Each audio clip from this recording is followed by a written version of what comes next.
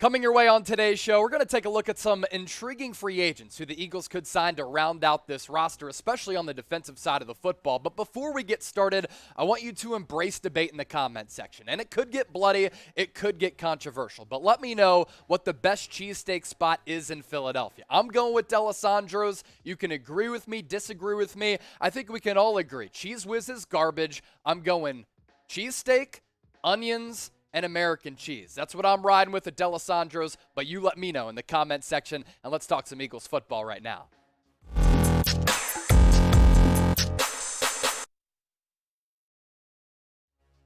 Welcome into Philadelphia Eagles Now by Chat Sports. I'm Chase Senior, and I am not Thomas Mott. I lied to you yesterday. That's a bad job by me. I said that Thomas was going to be back on Tuesday, and you wouldn't see me. Well, I'm back because Thomas is going to be back on Wednesday. So look forward to that. And whether you like the Philadelphia Eagles or not, and if you like me or Thomas Mott or not, just make sure you subscribe to the channel for multiple videos per week with the best Eagles coverage on the entire internet. So Bleacher Report put together a list of some really good free agent targets that the Eagles could sign to really round out the peripheries of this roster. Now, we've talked a lot about James Bradberry at the cornerback position, who I think would be an ideal number 2 corner opposite of Darius Slay. But maybe he would get some more money on the open market, so he wouldn't sign with Philadelphia. If that's the case, could the Eagles target Kyle Fuller? We're talking about a former first-round pick, a former Pro Bowler who was a very good cornerback a long time ago with the Chicago Bears. And after a rough start to the season last year with the Denver Broncos,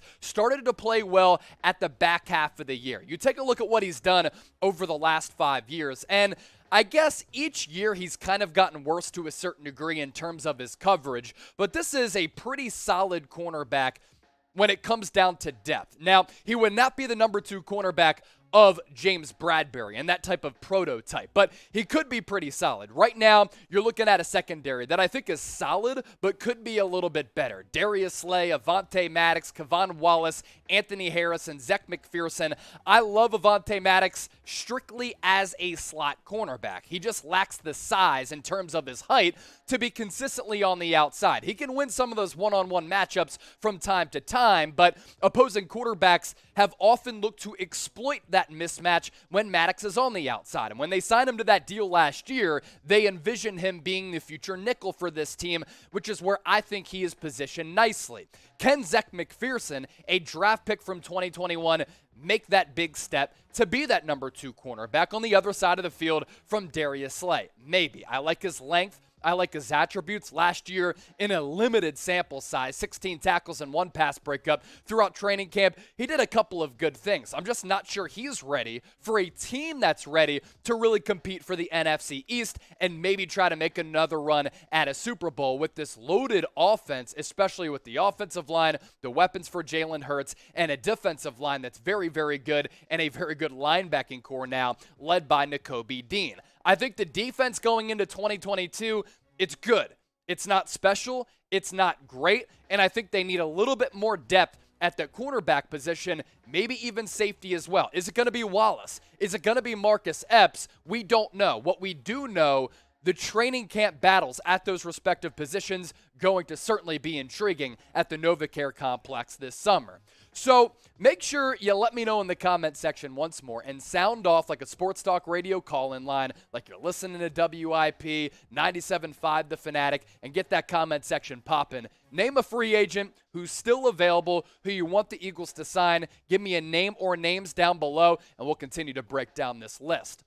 Bleacher Report also listed Trae Waynes at the cornerback spot, another player who the Eagles could target. I like Kyle Fuller a little bit more, but Trae Waynes certainly has that pedigree too.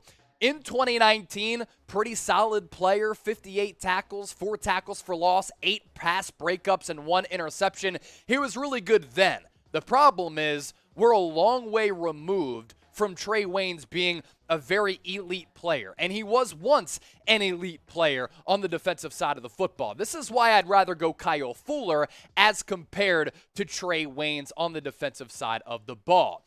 Now, we have a competition going on right now between Philadelphia Eagles now and Golden State Warriors today in a battle to get to 30,000 subscribers under the Chat Sports umbrella.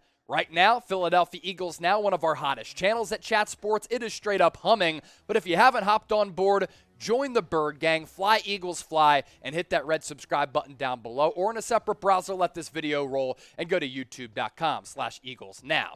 Now, Trae Waynes missed all of the 2020 season after undergoing surgery on a torn pec muscle. And Howie might sign Trae Waynes to a low-cost prove-it deal. Again, this is a player with that pedigree. And on the resume, he's put forward some really solid seasons and some really good reps at that cornerback spot. But I want a player who's experienced, who has actually played recently in Kyle Fuller as compared to Trae Waynes. So pick a cornerback now for me down in the comment section. Who do you want to be CB2 next to Darius Slay? Is it Zech McPhearson type ZM, Kyle Fuller type KF, Trae Waynes type TW? Sound off in the comment section.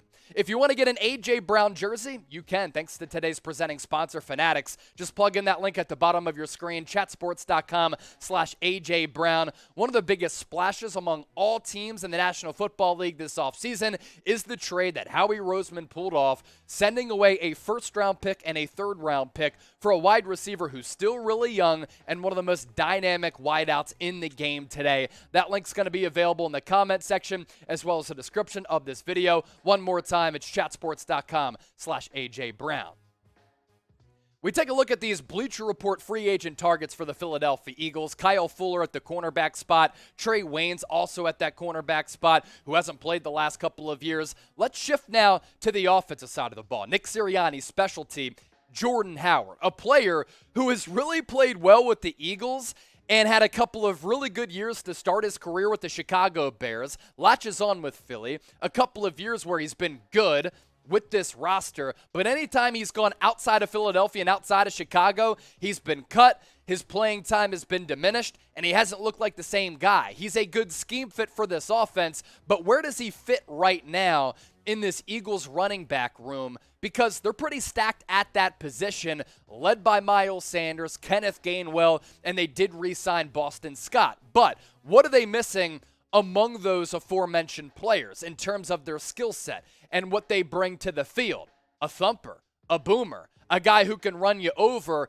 a power back. And we've seen in short yardage situations, sometimes Miles Sanders is more of that patient back who likes to buy time in the backfield before hitting the hole to pick up yards. He's more of that pull-away speed running back who has a great speed element to his game. Boston Scott, not a bad short yardage back, but I wouldn't classify him as a power guy, nor is Kenneth Gainwell. So the one skill set and attribute that you're missing in that running back room is that guy who can bring the thud. And that's what Jordan Howard brought to the table in 2021.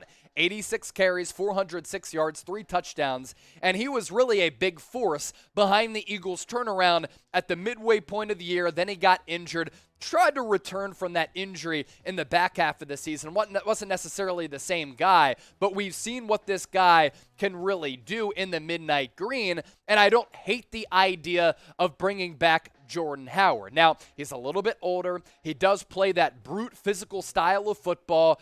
How much gas does he have left in the tank? Also, there are roster questions going into the regular season, right? How many running backs do you want to carry on the 53-man? Sometimes teams carry 3. Sometimes teams carry 4.